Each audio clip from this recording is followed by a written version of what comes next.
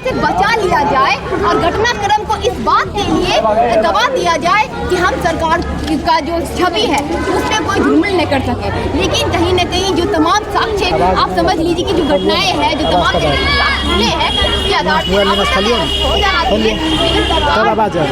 नाकाम है और इस नाकामी के खिलाफ हमारी आवाज़ बुलंद होगी।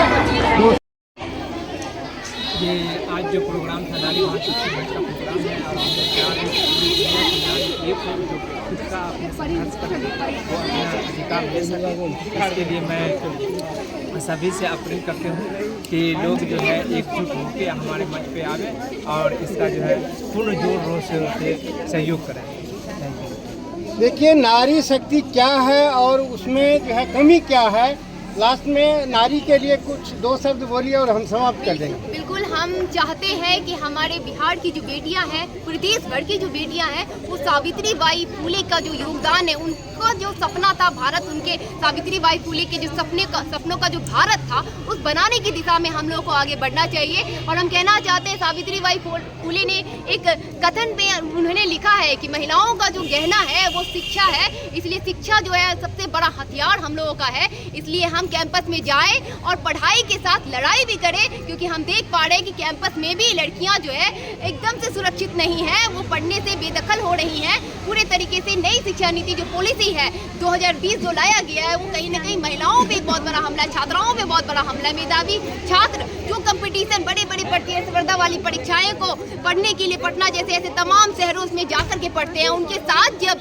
जघन्य अपराध हो जाता है तो उन्हें रोकने के लिए, उन्हें न्याय दिलाने के लिए, उन्हें सुरक्षा देने के लिए तमाम तरीके से जो घटनाक्रम रहता है उसे खत्म करने के लिए सरकार किसी भी तरीके से पहलकदमी नहीं लेती है। तो इसके लिए हमें सशक्त बनना होगा, हमें हर एक कड़ी को समझना होगा कि हमारे हक अधिकार जो है कहाँ कहाँ है। संविधान और लोकतंत्र को पढ़ना होगा, हमें सावित्री को पढ़ना होगा, हमें भीमराव अंबेडकर को पढ़ना होगा, हमें भगत सिंह की क्रांति को याद करना होगा, लक्ष्मीबाई को याद करना होगा, उनकी जो वीरता थी, जो अंग्रेजों के खिलाफ उन्होंने फाइट किया था। तमाम तरीके से हम मांग करते हैं कि कैंपसों में जो है, जो आप आज सुरक्षा देखते हैं, तो कहीं ना कहीं gender sensitization against sexual harassment, जो ये जातीय भेदभाव है, ये जो उत्पीड़न है, इस पर रोक लगे, ताकि तमाम तरीके से हम लड़कियां जो है, तमाम लड़कियां जो है जो पढ़ रही हैं, वो हायर एजुकेशन में जा सके, अपने सपनों को पूरा कर सके। ऐसे तमाम सवालों को लेकर के हम लोग को मजबूत होना होगा और अपने संघर्षों को, अपने लड़ाइयों को एकदम से मजबूत के साथ आगे बढ़ाना होगा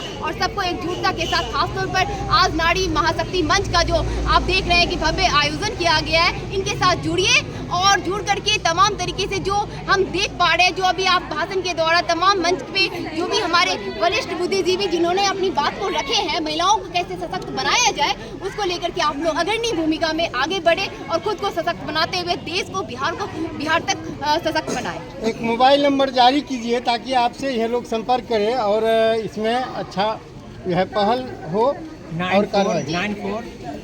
9431620335।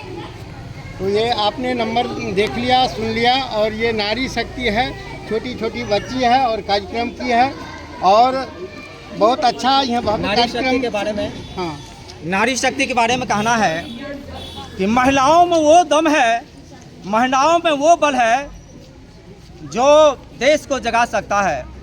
महिलाओं में वो बल है जो देश को जगा सकता है और असली रूप धारण करके मुर्दों को जिला सकती है, मुर्दों को जिला सकती है। मैं लाखन बिहारी संपूर्ण देश की महिलाओं से, 70 करोड़ महिलाओं से आह्वान करता हूं कि जब आप एकजुट हो जाइएगा, एक प्लेटफॉर्म पर आ जाइएगा, तो आप बलशाली हो जाइएगा। आपके समक्ष में अत्याचार नहीं होगा, अब कोई जुल्म नहीं होगा, आपको न्याय मिलेगा, संवैधानिक अधिकार मिलेगा। मेरा एक ही अपील है, देश से अपील है कि हे भारतीय नारी, तुम एकजुट हो जाओ, एक प्लेटफॉर्म हो जाओ। तुम्हारी संख्या 70 करोड़ है, तुम कमज़ोर नहीं हो। इसीलिए मैं अंतर्राष्ट्रीय महिला दिवस पर संपूर्ण हिंदुस्तान की महिलाओं से अपील करता हूं कि भारतीय नारी एक हो जाओ और हम तुमको न्याय मिलेगा। आप मुझे शक्ति दो और मैं लाखन बिहारी आपको न्याय दूंगा। भारतीय नारी सब पर है भारी। और इसी के साथ हम समाप्त करते हैं। बहुत अच्छा पहल है और इनसे संपर्क नंबर हम डालेंगे।